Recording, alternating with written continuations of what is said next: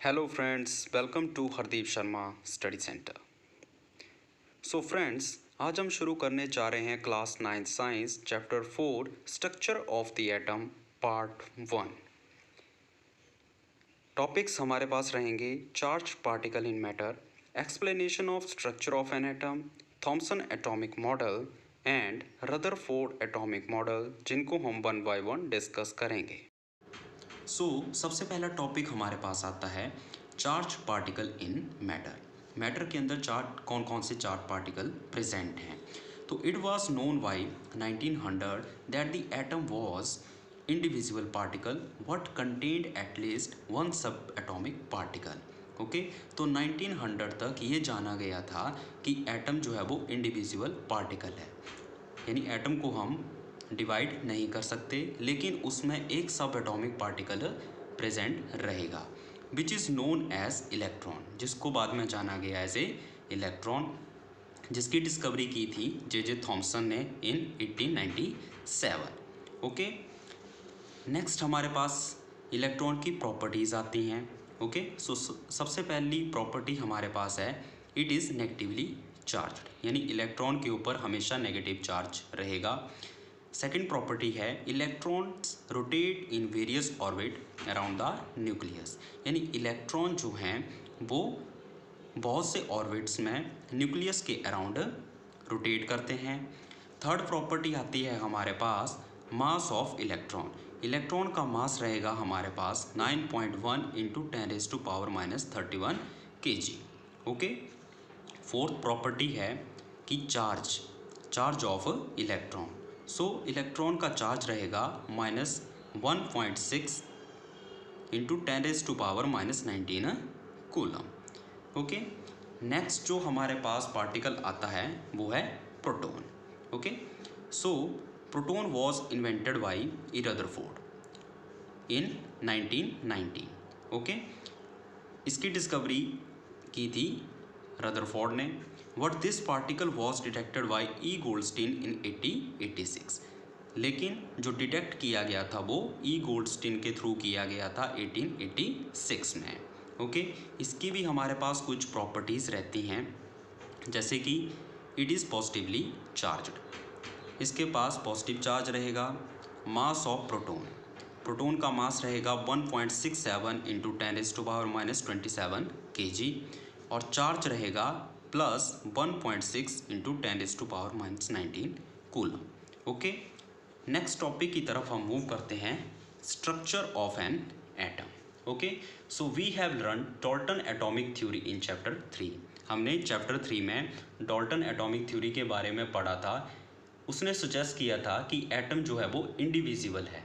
Okay, but the discovery of two fundamental particle, लेकिन अब हमारे पास दो फंडामेंटल पार्टिकल आ गए, एक इलेक्ट्रॉन और एक प्रोटॉन। ओके, जो कि एटम के इनसाइड प्रेजेंट हैं। ओके, तो इन्होंने डाल्टन एटॉमिक थ्योरी को फेल कर दिया। It was then considered necessary to know how electrons and protons are arranged within an atom। फिर ये जानना ज़रूरी हो गया कि हमारे पास इलेक्ट्रॉन और प्रोटॉन की अरेंजमेंट एटम के अंदर कैसी है।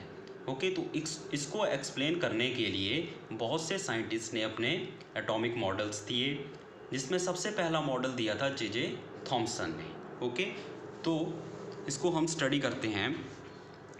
सबसे पहले आता है हमारे पास Thomson model of an atom. Okay, तो J Thomson was the first one to propose a model for structure of an atom. Okay, atom के स्ट्रक्चर को प्रोवाइड करवाने के लिए जे थॉमसन ने अपना सबसे पहला मॉडल दिया था। Okay, this model was like a watermelon. ये मॉडल जो था वो एक वाटरमेलन जो फ्रूट होता है उसकी तरह था, जिसमें the positive charge in an atom spread all over like red edible part of watermelon. Means जो पॉजिटिव चार्ज है वो रेड पार्ट की तरफ फैला हुआ था। Okay, while electrons are studded in the positively charge sphere like seeds in watermelon, लेकिन जो इलेक्ट्रॉन थे वो पॉजिटिव चार्ज स्फीयर में सीड्स की तरह लगे हुए थे। ओके, नेक्स्ट हमारे पास आता है इसका कंक्लूजन। ओके, तो ये रहा हमारे पास Thomson model of an atom. इसकी तरह था, ये वाटरमेलन की तरह शो किया था उन्होंने, जिसमें रेड पार्ट जो है वो पॉजिटिव चार्ज है और जो सीड्स हैं वो इलेक्ट्रॉन की तरह दिखाए गए हैं। ओके, नेक्स्ट हमारे पास आता है इसका conclusion. An atom consist a positively charge sphere and electron are embedded in it. Means atom में हमारे पास पॉजिटिवली चार्ज स्फीयर है एक, जिसमें इलेक्ट्रॉन जो हैं वो लगे हुए होते हैं।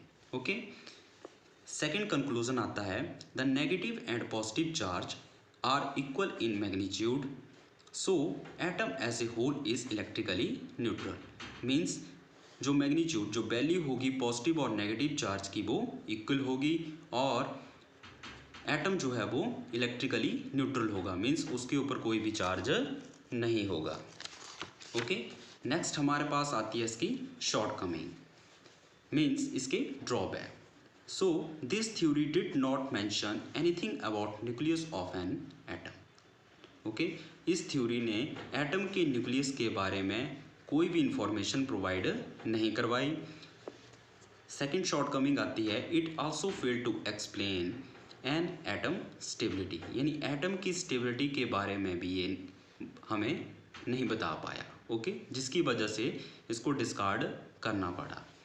नेक्स्ट हम मूव करते हैं Rutherford atomic model. Okay, so in 1911 he conducted an experiment to detect inner composition of an atom and it is called Rutherford alpha particle scattering experiment। Okay, तो 1911 में रदरफोर्ड ने एक एक्सपेरिमेंट कंडक्ट किया atom की composition के बारे में जानने के लिए कि एटम के अंदर क्या क्या चीज़ें प्रेजेंट हैं, और उसको बोला गया रदरफोर्ड अल्फा स्कैटरिंग एक्सपेरिमेंट, जिसको हम स्टडी करेंगे अब। Okay, so this diagram shows alpha ray scattering experiment. Okay, so he selected a gold foil because he wanted as thin a layer as possible. Okay, alpha particles are doubly charged helium ions. Since they have a mass of 4 unit, the fast moving alpha particle have a considerable amount of energy. Okay, so next हमारे पास आती है इसकी observation. Most of the fast moving alpha particles pass straight through the gold foil. यानी बहुत से हमारे पास जो alpha particles थे वो स्ट्रेट लाइन से पास हो गए। Some of the alpha particles were deflected by the foil by small angles, और कुछ पार्टिकल्स जो थे उनमें डिफ्लेक्शन आई और डिफ्लेक्शन भी स्मॉल एंगल्स के थ्रू आई। ओके, 12,000 पार्टिकल में से सिर्फ एक पार्टिकल जो था वो पूरी तरह से वापस आया। Rutherford concluded from the alpha particle scattering experiment that most of the space inside the atom is empty because most of the alpha particle pass through the gold foil without getting deflected. Very few particles were deflected from their path, indicating that the positive charge of the atom occupies very little space. A very small fraction of alpha particles were deflected by 180 degree. This indicates that all the positive charge and the mass of the gold atom were concentrated in a very small volume within the atom. So next हमारे पास आता है conclusion. Okay, so conclusion के कुछ हमारे पास points हैं। First point है in an atom there is central massive part, it is called nucleus, which is surrounded by electron. Okay, कि atom में एक सेंट्रल मैसिव पार्ट है, ओके, जिसको हम बोलते हैं न्यूक्लियस, और इलेक्ट्रॉन उसके सराउंडिंग में होते हैं।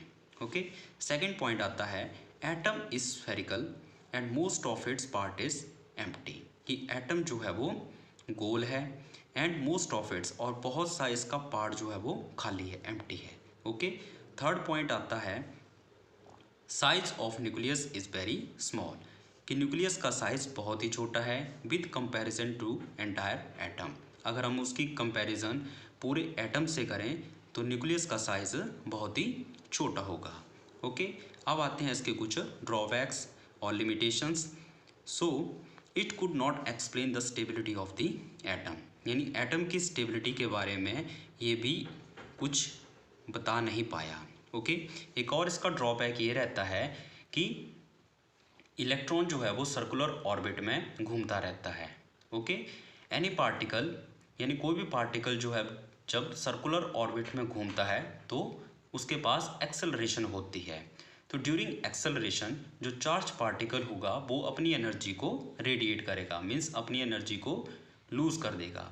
तो दस revolving electron would lose energy and finally fall into the nucleus. Okay, तो अपनी एनर्जी को लूज करता रहेगा तो अल्टीमेटली वो फॉल कर जाएगा न्यूक्लियस में, जिसकी वजह से हमारे पास पूरा एटम कोलैप्स हो जाएगा। लेकिन ऐसा नहीं होता है क्योंकि हमारे पास एटम जो है वो क्वाइट स्टेबल है। Okay, thank you.